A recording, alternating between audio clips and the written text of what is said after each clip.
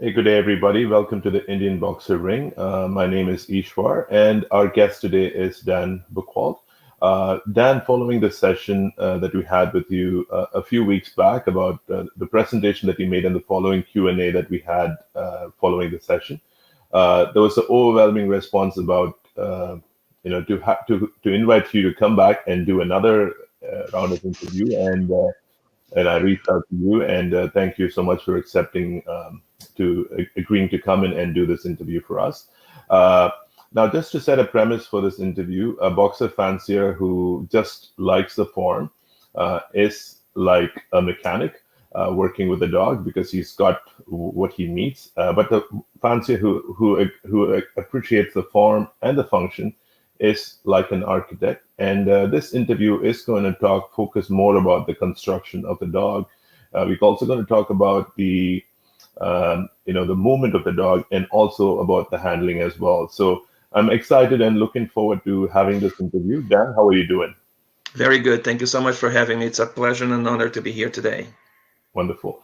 And Dan, I know that dog shows have started in the states now, and COVID being the new normal of things. How are the dog shows with the COVID situation? I'm sure the viewers tuning into this program would want to see or get your perspective of how the shows have changed. Um, well, life has changed, right? So everything is a little bit on the upside down right now. We don't even know what's wrong, what's right. We try to follow the guidelines. Sometimes the guidelines change because they weren't quite what they thought was supposed to be, or the effects that they were supposed to get. Um, we wear masks, we social distance. There is no public, and it takes away a little bit of the warmth of the interaction, the social part with friends and peers that you haven't seen in a long time. Although it's better to just see people than not see them at all. At least you get a chance to do that. But there is a bright side. And here in America, what I see as the brightest side of that, I have always been an advocate of having a little less shows. And when you have less shows, you have more dogs per show. So you have deeper competition. The last shows we've been to 3 weekends now since COVID. Um, the average entry of boxers in a regular Albridge show was 50 plus. We had shows with 75 boxers or even more than that. And that's a pleasure to see. When you see people traveling from all over and bringing their very best, that fulfills the purpose of dog shows, which is that selection of breeding stock, the comparison of trends and works that other people's been doing. You compare to what you got, see what's good, what's bad, and so on. So in that sense, there's a positive twist to what's going on, and I appreciate that. I enjoy um, the bigger numbers and the bigger sampling of what's going on in the breed today. That's how I see it. Wonderful. Thank you, Dan. And I know that dog shows have not started across the world like it has started in the States, and I'm sure people are excited and are looking forward to take their breeding stock to have them shown in the shows. And Yes. so as we get used to the new norm, I think this is also an important time for us to assess what we have, and I feel breed education plays an important part in assessing our stock. And Yes. that's one of the reasons why I feel interviews like this are of great value. And for Yes. the viewers that are tuning in, we are going to get a perspective from Dan, who is, as you all know, is a veterinarian by education.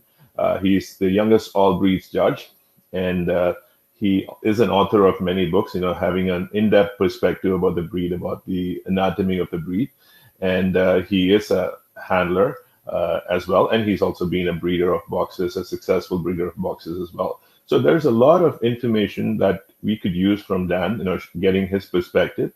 Dan, who is very articulate in his thoughts, and he's able to successfully or able to articulate his thoughts in terms of how the form is related to the function.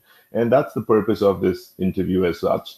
And we're going to talk about a whole array of topics about construction. We're going to talk about the movement piece. So if you have any questions, and I'm sure you do, please don't stop yourself and post your questions under the comments, and Dan would be more than happy to answer those questions for you. Dan, what I want to start off with in this interview is I want to start off with the wry mouth, the piece that you covered briefly in the last interview. Now, from understanding the anatomy of the mouth, we in terms of the teeth that you have on all boxes, ideally should have 42 teeth. 20 upper, 22, and 22 lower. Now, my first question to you is about the deviation of the jaw placement in terms of the upper and the lower jaw. And do you attribute that to the missing molars in boxers, the missing molars in the lower jaw? Okay. Before I start addressing that, I just want to make a small correction to the introduction. Okay. When I lived in Brazil, I was at one point when I got my FCI judge's license, I was the youngest judge at the time when I got the license. I'm sure you guys are familiar with the FCI system. It pretty much covers just about everywhere in the world except for North America.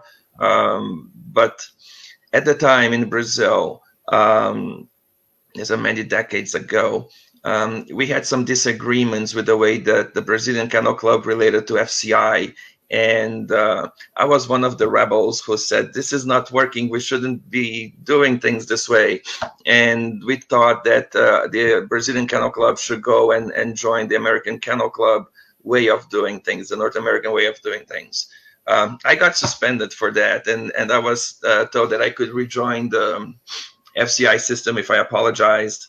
And that's not my nature. I didn't think I should apologize for something I believed in. So I no longer hold an FCI license for that reason. But anyway, just to clarify that and just to put it aside, so I don't want people to think that I'm talking as a judge. I had that education. I participated at the Brazilian Kennel Club judges committees to create judges education seminars and doing tests for people who wanted to join the ranks of judges at the time in Brazil. But I don't want your viewers to think that I am a judge. I don't want to portray myself as such. I am not. Okay.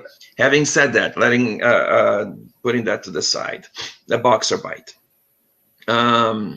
Like we said in the previous seminar, remember that everything is intertwined. There is a certain form that allows for a certain function. Boxers were bred to have a kind of bite that's very efficient at grabbing and holding on rather than cutting. So for that reason, the undershot bite and the way the teeth are placed is really, really important. I know the FCI system always preaches full dentition. In America, we do not check for molars, premolars, for missing teeth in that sense. Obviously, if you're talking about soundness, you would expect that a dog that's able to eat and chew this food and swallow and so on is necessary. But I really do not see that emphasis in a full dentition in boxers. I find it very important to have the canines and the incisors to be placed properly. And the American standard explains that very well.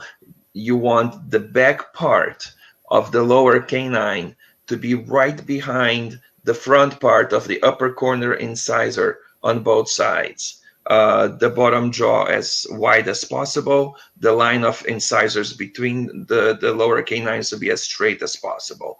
That's the pretty much the basic symmetry of the boxer bite. It helps form the square muzzle. With the proper upturn, with the padding of the lips, you get that square construction. I do not see, honestly, a missing molar or a missing premolar impairing that function. Therefore, I do not see the relevance in counting teeth.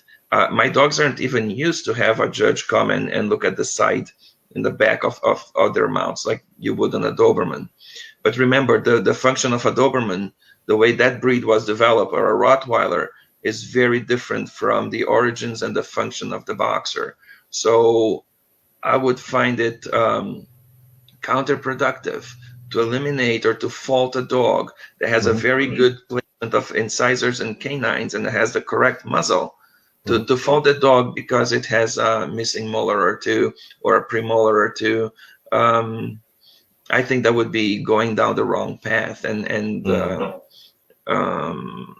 putting aside the essence of the breed and the history of the breed. So that's how I see that. Got it. I actually wanted to ask you another question, both based on what I've heard a lot of breeders say, based on the length of the tongue.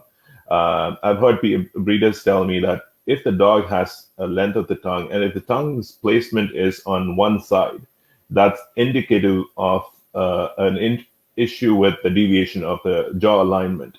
Do you endorse that view? I remember once seeing a dog that had a really, really long tongue, and it was weird, but it's fair to assume that if the jaw, it's tilted, if there's a bigger gap on one side of the occlusion on one side of the mouth, that allows the tongue to stick out on that side, if the tongue is always hanging to that side, that's an indication. But if you want to be precise, look at the correlation of the lower canine to the upper corner incisor on both sides.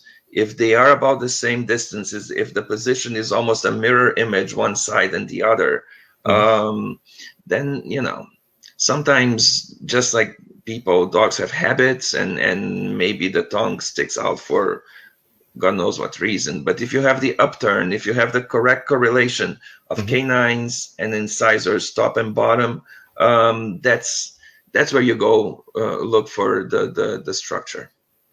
Got it. That's perfect. Now, having said that, Dan, my next question also is very relative to boxers that are older. Dogs that are shown in the veteran class, or dogs that are older in age, like 4 or 5 years old. What I do see sometimes is they don't display teeth. Maybe the teeth is actually the gum is overgrown on top of the teeth, or maybe the teeth is worn out. How serious of that, from a presentation perspective, from showing a dog, should a dog actually be put down because the teeth is not visible? Well, undershot dogs in general, boxers in particular, will have an excessive growth of the gum line. And because they're brachiocephalic, their teeth are proportionally smaller. If you look at the size of a canine of a 80-pound boxer and the size of a canine of a 20-pound fox terrier, they're about the same size. So boxers tend to have smaller teeth to begin with. Being undershot dogs, they have this tendency to grow the gum line and to cover to some extent or even sometimes completely the undershot bite. I think that, as everything else in life, common sense is key. I remember showing a older boxer to a judge, and he said to me, "I can barely see this dog's incisors. This dog obviously cannot eat." My response immediately was, "Well, how come she's in such good weight? If she can't eat, obviously she wouldn't be in this condition." So again, cause effect. There's a cosmetic effect to gum lines growing and partially covering the incisors. But if you can see the placement of the canines, if you can see that there was a straight line of teeth underneath those gums, the function is still there. I don't see the need to have cosmetic surgeries to remove the gums. Some people do that. I do not advocate that. And I don't see the reason to fault something like that. If you're talking about function and the function is still there, remember, they don't have to cut. They don't have to tear flesh. They have to grab on to things with their bites. So I would much more penalize a missing canine than I Mhm. would excessive growth of the gums. This is something that I addressed in seminars before, and with all due respect, some judges disagree with me, and I disagree with them, but that's my perspective. Mhm. If the function is there, if you can see the square muzzle, if you can see that the lines are straight and the correlation canine and incisor top and bottom are adequate, that's far more important to me. Wonderful. Thank you, Dan. That is a question that especially from our Indian viewers' perspective, would be of great value because those dogs that get shown older in a specials, in a champion class as they call it, some of these dogs I've seen that they don't have the teeth. They don't show the teeth visibly, and this was Yeah, always a question I had, and I'm sure. sure. Thanks for that perspective on that one. Yeah. Um, Now, Dan, preparing for this interview, and some of the questions, and I want to actually, since we covered white, I want to actually move on to the next one, which is about the neck of the boxer. Now, looking at all the standards, American standard, Canadian standard, which is, being in Canada, that's the standard that I refer to. The only disqualification in the standard with a neck, as far as the neck is concerned, is if the neck has a dewlap, that's considered a serious fault. Uh, Now, the standard says that the neck should not be too short. However, the standard leaves the length of the neck uh, to the interpretation, like how long can neck length be, and boxes, obviously the show boxes don't have any working trials, and what I see these days is that boxer necks are getting longer and longer. Uh, what is your thought about that? Um, I don't think it's a DQ. It's a fault, and Hmm. it's the excess of dewlap is not necessarily a fault because just because it's there. It's some feature that you're looking for that or you're looking to avoid. It's there because it's part of the whole. You don't want a dog that's too cloddy, that's too heavy, that's overdone, and if you get too bulldog-like, that's when you start having excessive wrinkle, excessive flues, and then you have the excessive dewlap. And this is my understanding of the reason why that particular description is there. Um, there was a trend with the American Kennel Club a few years ago asking all parent clubs to make a little more uniform all their standards. And one of the things they encouraged, and I agree with that, is that no matter what the fault is, the fault should be penalized to the extension of the deviation and to the extension as it impairs function or form and so on. So as far as the neck itself is concerned, um, a well-arched, longer neck is correct for the standard. I've seen far more dogs with shorter necks than longer, and I do think that you can get necks that are too long when you start getting the overall construction of the dog too refined. If you start making a boxer look too much like a greyhound, you're going to have that maybe skinnier, longer neck, but you're also going to have lack of substance, lack of bone, and the whole array of deviations that come with that. Hmm. As far as the length of neck, um, two things are really important. One is the length of that part of the spine, which is the neck itself. And the other, which is equally important, is the layback of shoulders. Boxers tend to have shoulders that are set too far forward. When that happens, you create a sharp angle at the area where the neck meets the body at the withers, and sometimes even wrinkles. When you have the shoulders laid back further in a proper position, the transition of the neck into the withers is a smooth curve. It's a gentle, smooth curve, and the neck gets to look longer. Hmm. So they're intertwined. You don't look at the neck as a separate entity, but you look at as a part of the whole. And once you properly evaluate the front. Once you properly evaluate the overall balance, which is where we should start when you judge any dogs, but boxers in particular, all the parts start to fit in place, and you can understand why one issue alters the next, and so on. It's almost like a chain reaction. Got it. Now, my next question, Dan, is wonderful. Thank you for that answer. Now, my next question is going to be again on the neck. Now, we all know that the spine column starts right at the right below the occiput, not below the occiput, right when the head stops, and it Yep. it extends all the way till the tail. Right. In a boxer, the tail can be docked. So and the number of vertebrae that actually has for every boxer is the same, or any dog is the same.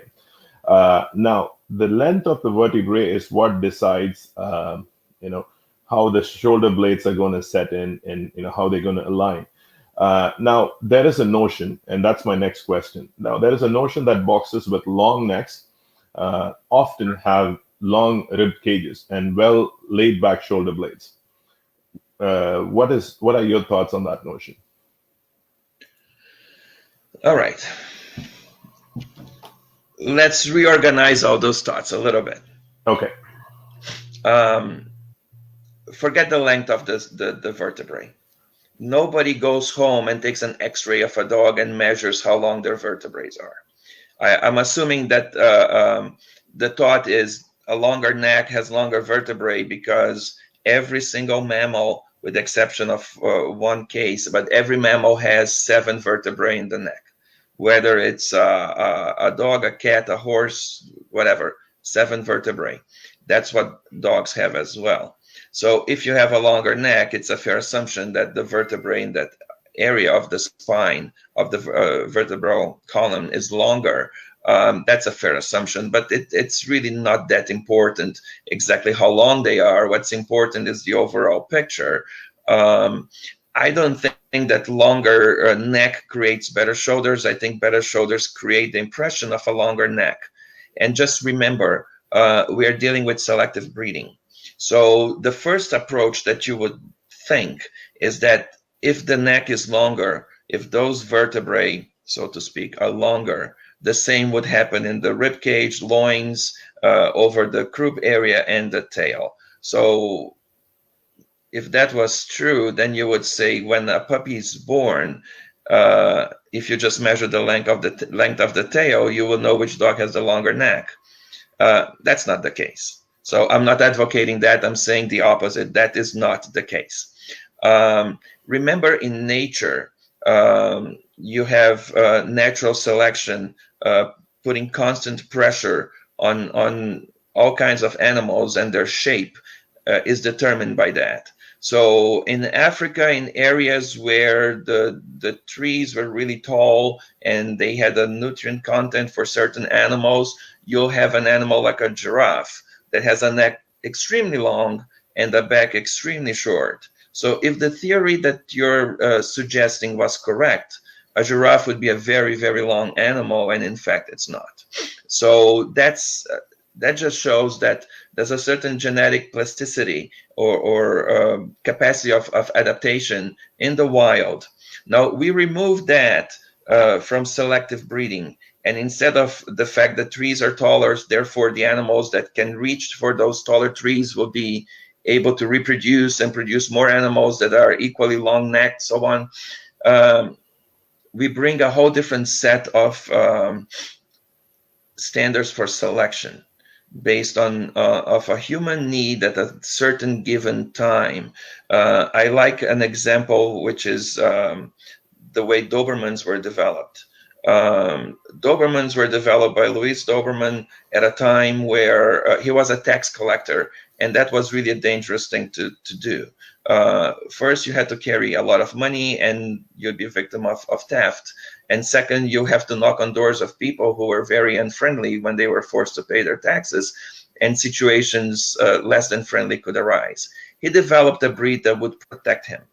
And that's how that breed was developed, to protect tax collectors from robbery and from people who didn't want to pay their taxes. So this has nothing to do with nature, but it has to do with the need of mankind at a given time in history. So we shouldn't look at dogs just like a piece of art or something separate from our own history. The history of each breed is a window into the history of mankind, of civilization. Boxers were developed at a time where bull baiting was a sport. That's why their bites are like that. We are not preserving the sport because it's cruel and inhumane, but we preserve the breed because it's telling us how we were at that time, and this is what we did, and this is how we envision that breed. And there are so many other attributes of any breed that makes it so attractive for us to have and to live with, that the whole sport developed into preserving breed type, not reinventing it. And by doing so, we are preserving our own history, not just the history of the breed, but we're really taking a look at the history of the journey of mankind throughout time.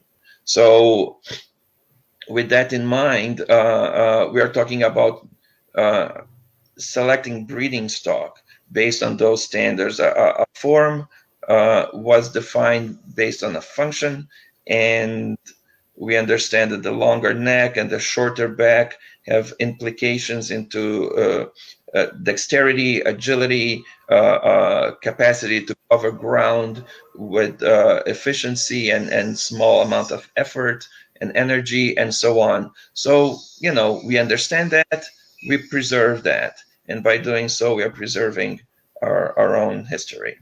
That's how I see it. Okay, wonderful. Thank you, Dan. Now, I think we've spoken enough about the neck. I mean, I'm not gonna stretch my neck anymore. So I'm gonna actually move on to the next question, which is about the shoulders. Yes. So now I have a few questions down on shoulders, but my first one is, could you explain the term through your eyes? What is being loaded in the shoulders? Now, is this the second part of this question is this something which is determined by the genes or the lines or the construction, or is it due to over-exercising dogs? All right. The term loaded shoulder, that usually comes associated with shorter bones, where the muscling is excessive. When you look at a dog from the front, you can see all this bulginess. Usually those dogs have shorter upper arms. Usually those dogs have a little less slanted layback of shoulders. I am not sure that you can just by exercise create so much muscle mass on a dog that you would have a loaded shoulders due to excessive exercise. I believe that's mostly a issue of conformation. When you breed longer bones, you're certainly going to have a better definition of muscles without it being too much. Granted, a dog that spends its life sleeping on a couch will not have the same muscle mass as a dog that exercises often and properly. Mm-hmm. But mm-hmm. I would also say this: be very, very careful when we talk about exercising.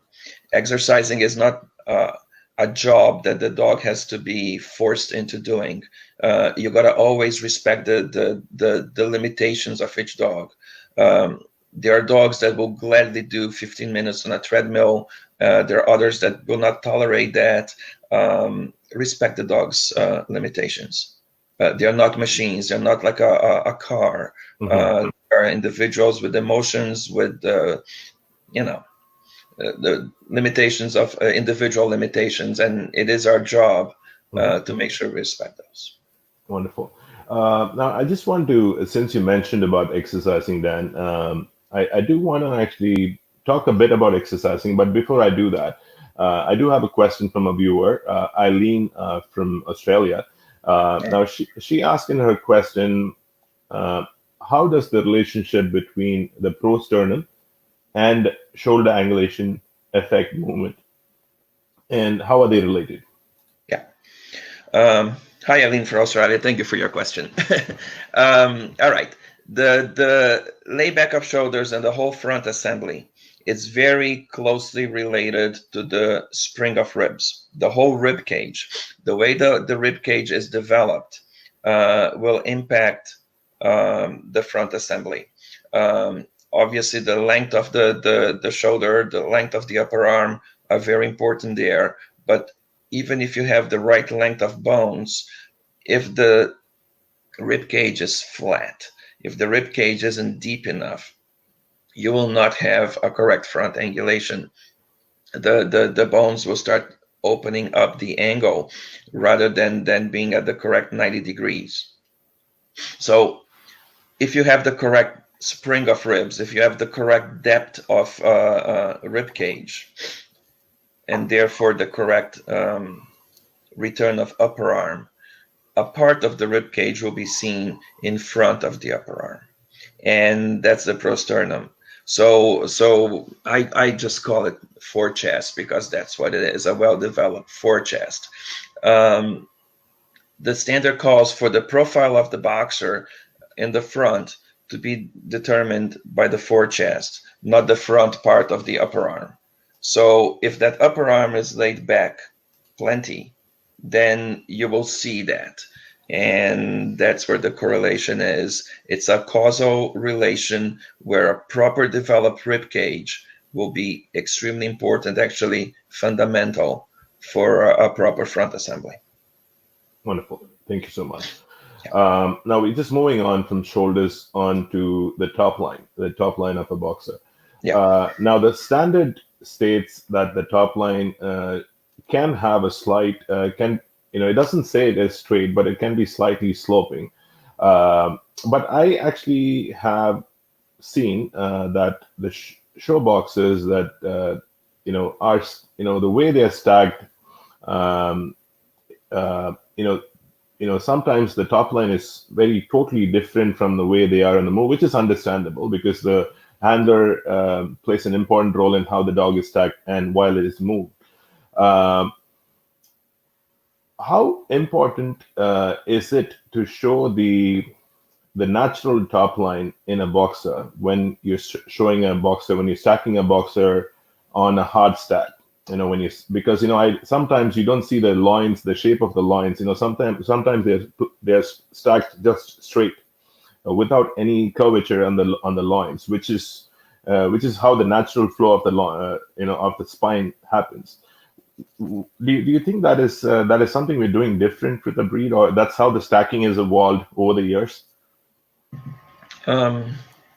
The standard calls for a level or a slightly sloping top line when the dog is standing, and it calls for a level back when the dog is moving. If you see a slope when the dog is moving, chances are you're talking about a dog with an extremely angulated rear, and that's the kind of look you would see on a German Shepherd.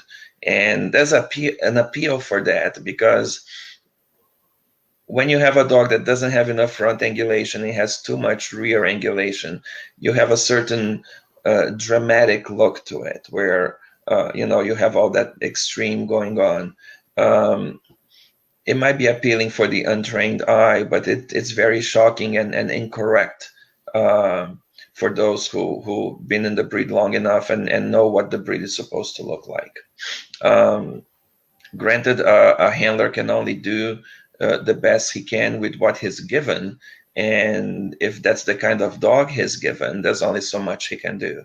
Now, on the flip side, if you have a dog that is properly built, that is balanced and correct angulations, if you keep stretching it too much, you're gonna have that extreme slope.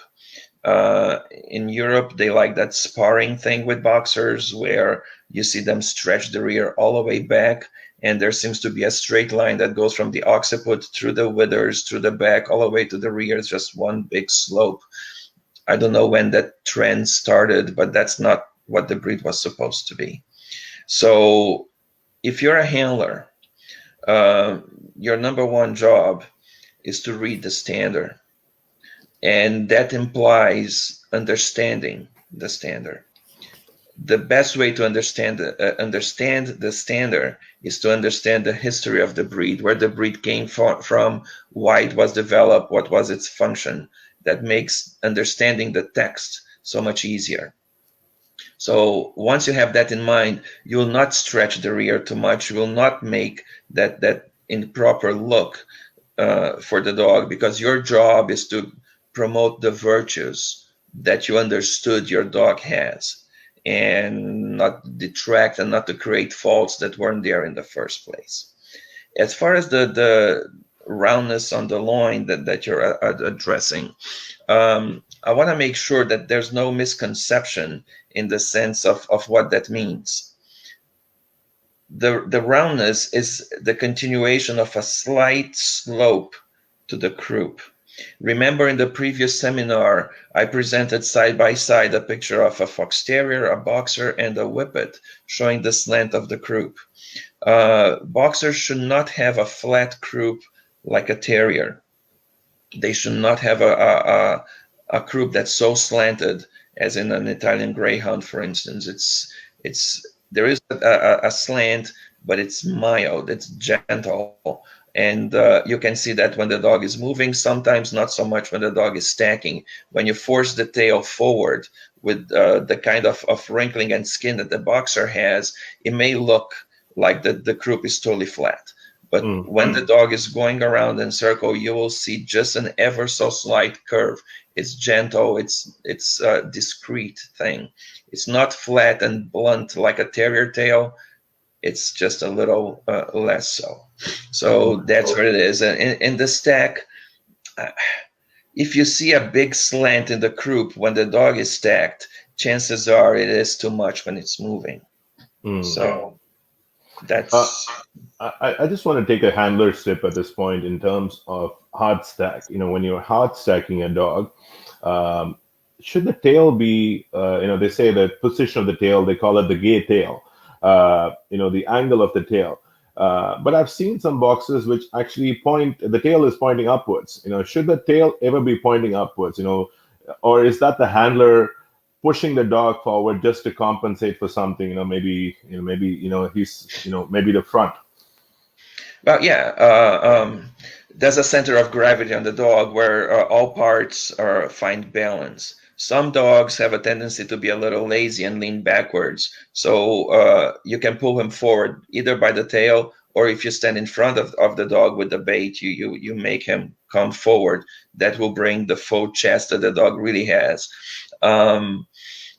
As far as the positioning of the tail itself, remember there's the croup and the slant of the croup. As the croup is slanted, you have the termination of the tail set.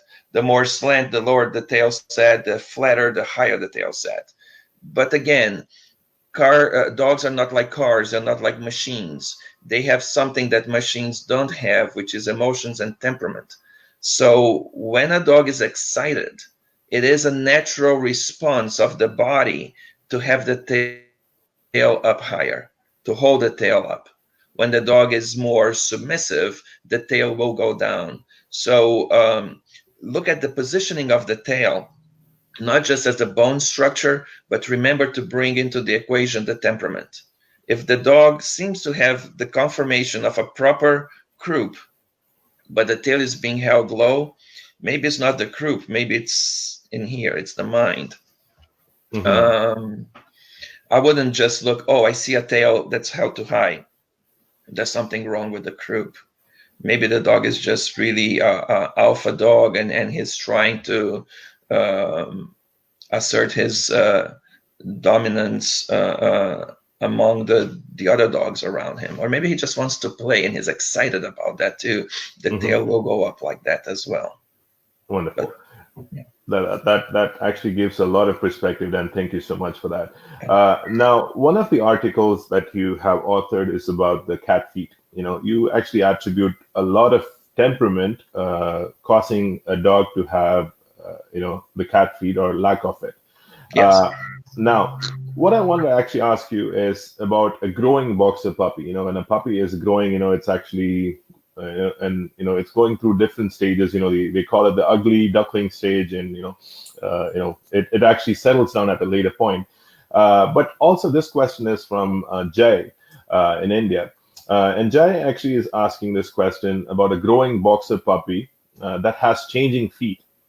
Are there any specific exercise or supplements that you would recommend to bring about the perfect tight cat feet in a boxer? All right. So two components here. One is the genes that determine the shape of the foot, which is the length of the bones and so on. Those you cannot change. If a dog has long toes, the toes are long. What you can do is, as the dog is growing, self-assurance will certainly help. Whatever you do to make a dog happier, whatever you do to make a dog more comfortable with its surroundings. And there's a certain component, a genetic component to that, because temperament to some extent is genetic. You can see in the whelping box early on, the more dominant, the more assertive dogs and so on. But I am not sure that exercise itself, like, put the dog on gravel and trot him uphill 15 minutes a day, if that is the answer. That can help if the dog is happy doing that. Be mindful of the dog's mental state, because it reflects in posture. The mind impacts posture, and that has to do with the curvature of the back. If the dog is too submissive, that has to do with the crouching and the flat foot also. Usually after ear crop, boxers will get a flatter foot until they recover from that stress. So that's one stage. The other aspect, even if they don't get an ear crop, if their ears are left natural, as they're growing, often the bones grow faster than the muscle tone that will eventually come about. Know your bloodlines. Know where the dogs come from. Have you seen that pattern of deviation before? Has it fixed itself with time? And then you start having a better idea of where that individual sits as far as chances of improvement. Temperament, study pedigree, give them a good environment, and the genetics of conformation. Long bones in the long toes will be long toes. So don't think that you can fix that with exercise, or there are some things that are fixed in the whelping box by breeding better quality. Sure, agree. Now I want to actually move on to. I think we started with the bite. We looked at the neck, shoulders. I want to move on to the hindquarters now. Okay. But I have a few more questions on that. But now there is actually, I would say, from an interpretive context, there is a very thin line for a fancier who, between a well-angulated and an over-angulated rear end. It can actually say, it's not over-angulated, it's well-angulated. Can you just simplify this for our viewers? How do you differentiate a well-angulated hind from an over-angulated hind? In the majority of dogs, the over-angulated rear, as we look at, as it impacts the outline where the hock joint, instead of being closer to the body, is way far behind, has to do with the length of the second thigh. When you start elongating that bone, the rear angulation will look more extreme. I just want to go back to one specific of fundamental of conformation.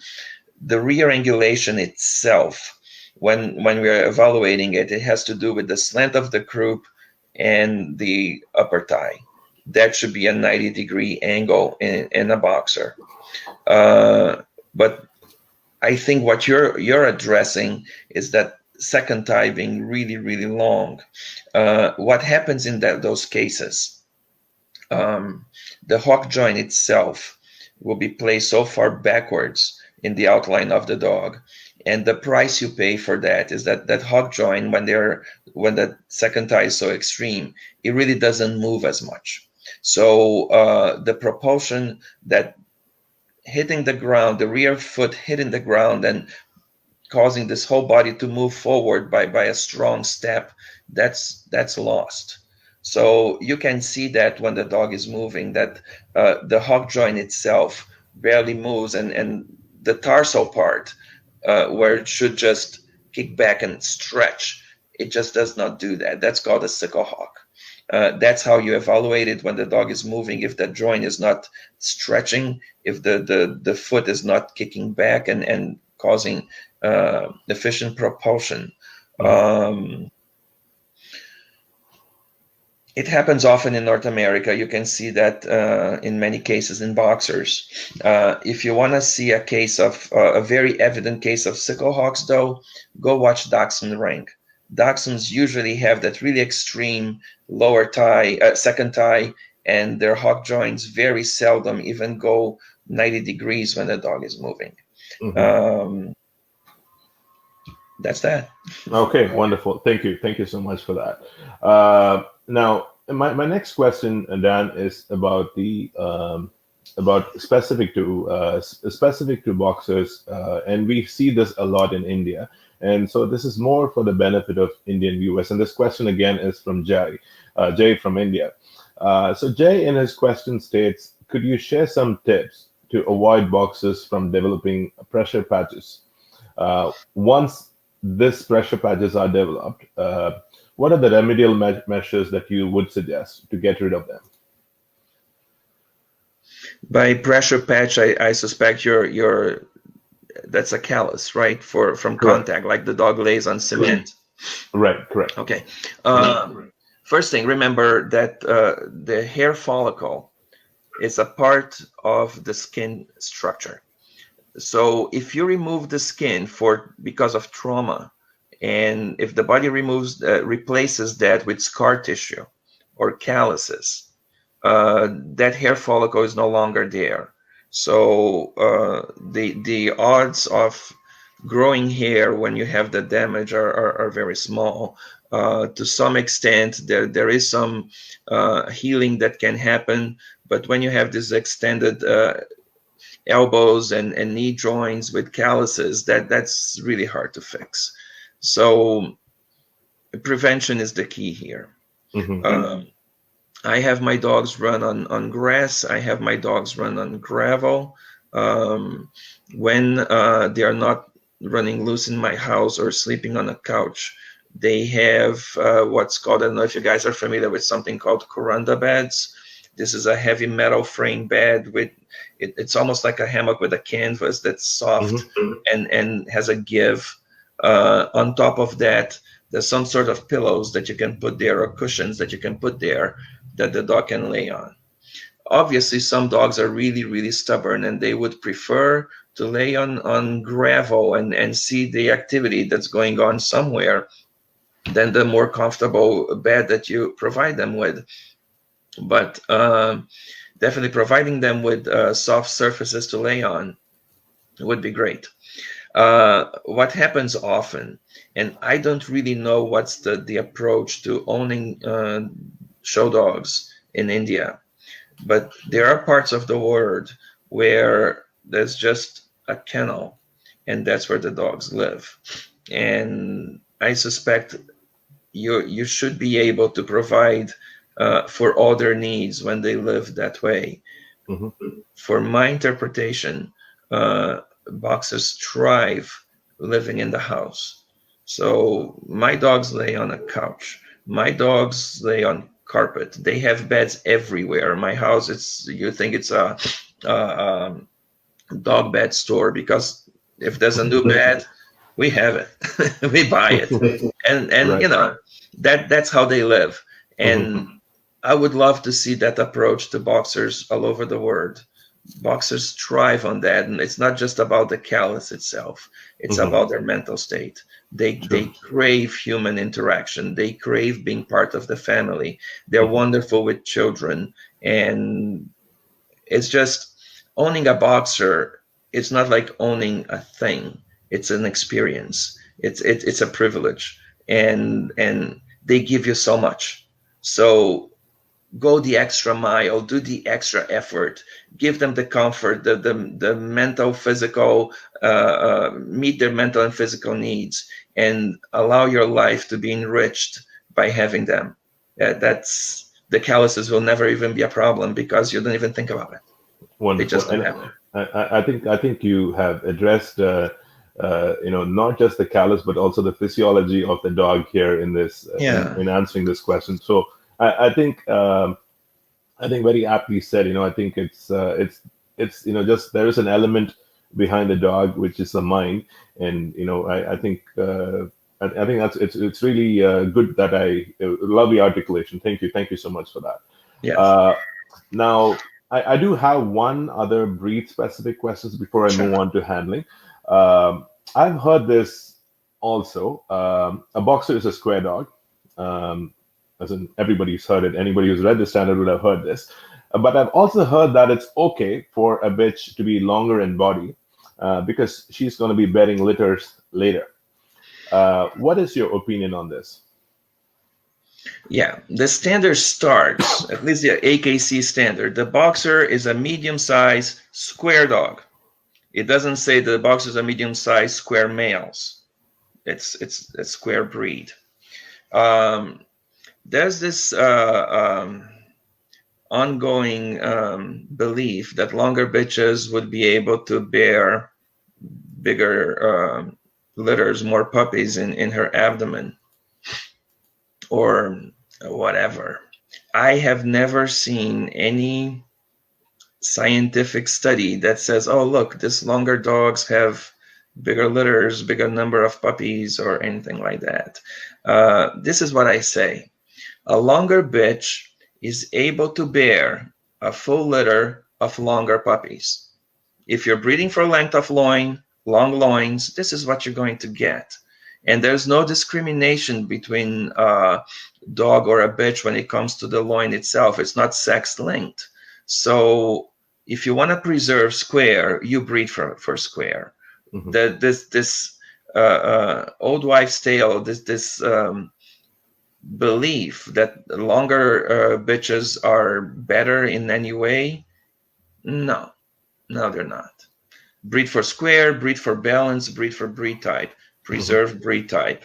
Squareness, the outline of the dog is a component of breed type. Remember, silhouette is one of the 5 components. So when you're adding this notion that you can deviate from breed type because you're going to have bigger litters or whatever, better delivery of litters, there's no correlation in length of loin and C-section. There's no correlation in length of loin and the number of puppies that are born. That's just a fallacy. That's not true. Okay. All right. Perfect. Thank you so much. Yeah. Now, I'm going to move on to the handling piece now. So we talked about construction. We talked about a bit of movement and how it correlates. Now I'm going to talk about the handling because the handler makes the dog move. Now, you have done over the years, I'm sure you would have lost count of how many dogs you've shown yourself and how many dogs you've shown for clients. But this question is more about for a novice fancier or an exhibitor. It's chaotic for the dog. It's stressful for the dog. It's stressful for the exhibitor as well. Now, typically, a novice fancier will be training the dog within the confines of his house or maybe a park, which is not as chaotic. But as from a tip perspective, the tip that you would share with this fancier, how can the novice fancier prepare himself or herself better for the ring, so that they can get the dog ready for the chaotic situation at the ring? All right. In America, we have what's called handling classes. I don't know if you guys have that in India. If not, somebody should start them. It's pretty much a group of people get together, either outdoors or indoors, and pretend that there's a dog show. And they go over the whole routine, examining the dog and playing with the dog and doing the down and back movement around the ring. They will alternate a dog following, a dog leading, and so on. So that's a good warm up as far as experience. I would say when you get to the dog show, make it fun. Make it fun for yourself, make it fun for the dog. Do not expect perfection. And remember, don't let perfect be enemy of good. So sometimes the dog is stacked good enough and you're trying to make it perfect. Next thing you know, the dog now is playing, is rolling on its back, and the whole picture is gone. So for a puppy, the most important thing, more than winning, is having a good experience. Understanding that it's almost like a playtime between him and handler, but it's a controlled playtime where you can do certain things, and everything you do that, you get a reward, positive reinforcement. Do the right things, here's a treat. Don't be harsh with a dog. Don't make him hate the experience. Remember that that's just a stepping stone. That the big picture, the end game, is to have a dog that will go down to show maybe 2 or 3 years and enjoy just as much the last show as in the beginning. So don't overdo it. Don't try to be a perfectionist. Make sure that the dog is having a good time and make sure you're having a good time. And forgive yourself and forgive your puppy for not being perfect. Okay. It's a journey. It's a Mhm. journey. We're all learning as we go. Wonderful. Thank you. Very, very aptly said. Now, the other question is again, you having had a look at many dogs over the years, when you look at the dog, what its plus, what is, how this dog in terms of construction is. But what I want to understand is from being a successful handler that you are, what are some of the things that run on your mind when you take on a new client's dog? The first thing I always tell my clients is that, bring me the dog and let me take a good look at him. Can we be friends even if I don't like your dog? Will I hurt your feelings if I say this dog is not good enough? Because what we're doing as professionals is to promote excellence. None of us handlers will be multimillionaires once our careers end. Some are more successful than others, but this is really a labor of love. I often call it the triumph of passion over common sense, but that's what it is. You got to be able to look at a dog and say, I can win with this dog. This dog has the attributes that I believe should be showcased and preserved in the breed. He's got the temperament, it's got the square build, it's got the bone, you name it. And there are faults, they all have faults, but these are faults that we can live with. That, like they say, that all dogs have faults, but the great dogs use them well. And if you're able to see that and say, okay, this dog could, I don't want to go into details of this fault or that fault, but if the dog can use its faults well, if it can showcase exuberance of quality and virtues in other areas, that's the dog I want to take on to show. And sometimes I will tell my clients, I like you very much. We can have a beer together. I cannot show your dog. And I won't. I just won't. I think that a professional handler, to be successful, is not really about how much money he makes. It's how good his lineup is, how happy their dogs are, how good a chemistry they have between dog and handler, and so on. And this is what I'm looking for. So, and I'll tell them, I'm very transparent. I will show this one, I will not show that one, and this is why. And, sometimes people get a little offended, they get a little miffed. It's like, oh, how can you tell my child is ugly? Because that's how they see their dog, and rightfully so. But, Right. not every dog was meant to be a champion. Not every dog was meant to be a best in show winner.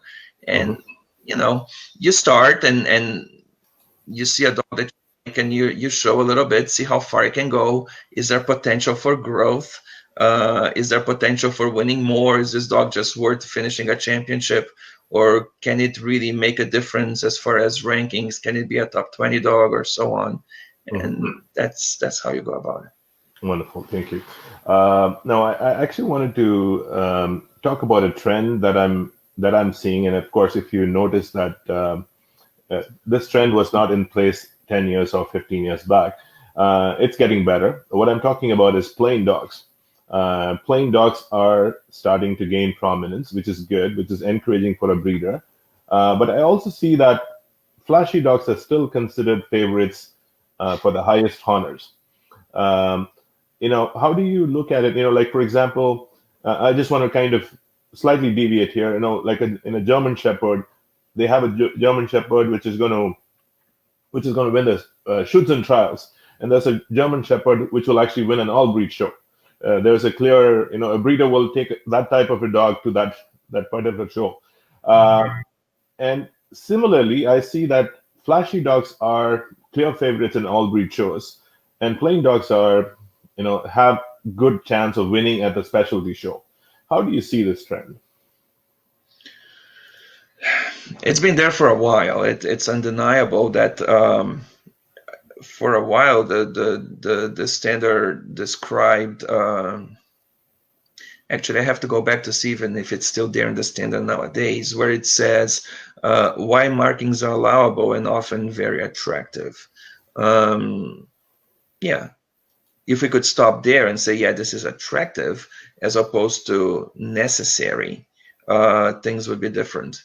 The judges' education at the Boxer National, they always do judges' education seminars. And I think they're very, very good at stressing that white markings, as long as it's under a third of the body surface, it shouldn't really be that important. That a dog with no white or very little white, a solid dog or a plain dog, if it's good, should win just as much as anybody else. I think if we were to point fingers, you can point fingers at every level. It is not fair to just say it's the judge's fault, because many handlers, many breeders, many owners from the get-go start favoring the flashy dog. Oh, I can win with this. Look at the white collar, look at the whatever markings. And not all of them, but many will discard the flashy, the solid or plain as a contender. Nowadays, I don't know if there is any solid dog being campaigned by a top handler. I don't think there is. So how could they be winning if they're not being showcased? Granted, some judges won't like it, and maybe that's why they aren't shown, but it's very hard to tell. It's a question of mentality. It's a process. It will take time. Mm-hmm. It takes education. Judges, breeders, handlers, and so on should be able to recognize greatness regardless of being flashy or solid. It's a shame. I'll put it this way. It is a shame because the solid dog has a lot to contribute just as much as any other good dog. If you look at virtue, if you look at the fundamentals of the breed, the essentials, white markings are the cherry on the cake, are just the icing. It's not the whole picture. So hopefully more and more we talk about it, more this trend will change. But I agree with you. It is of concern. Right. Dan, we're almost at time, and I have my final question for you. But before I do that, I did ask you this question, and I ended this interview the last time. I asked you, what next? What is in the store for Dan? You already answered that question, so I'm not going to end that interview with the same question. But I'm going to ask you something for the benefit of those aspiring viewers, and some of them are handlers too. What are your words of wisdom to handlers who aspire to make a career in handling dogs for clients?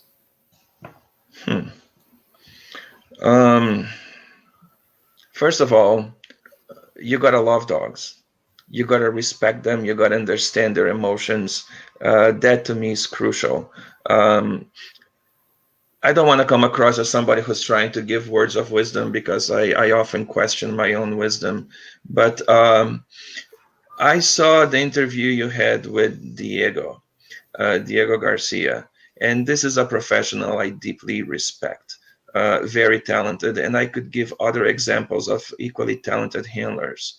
In his interview, and I'm mentioning it because it was a live interview with dogs and so on. When he told when he talked about exercising their dogs and conditioning the dogs and so on, the very crucial key that was showing there in every step of the way was that connection between the dog and the handler, was the respect for the dog's needs and so on. Do not look at dogs like machines. Do not force them to do things that are not natural to them. Understand their emotions, understand their feelings, understand their needs and so on. That is key. Do not make this into a mass production that you go to dog shows with 30 dogs and you can barely see if they ate well, if they were cared for properly, if their stools are normal in the morning. You're a guardian more than anything else. You're a guardian of something that's very valuable to the owner, that's a family member to somebody. This is a dog that's it's a individual that's loved and cared for by somebody, and it was trusted to your care. It's a huge responsibility. Before you even walk into the ring, is the dog happy? Is the dog's needs met? Are you feeding it properly? Are you giving it enough time to exercise and to be comfortable with the routine that you're asking them to do? They're not asking you for this. You're asking them to do it. So that's where it starts. There's a human side to this, and they have so much to give you. They make your life so great. I remember this was in Fox Terriers. This was one of those unforgettable Best in Show wins. I was showing this lovely Fox Terrier bitch, and she had just broken at the time the all-time record. I was very, very intense looking at her, making sure that nothing was wrong. It was a really stellar lineup. And the judge is a late judge, Lester Mapes, that I so respected, and I had never showed that bitch under him, but I thought he would like her. But anyway, I'm in front of my dog looking at her.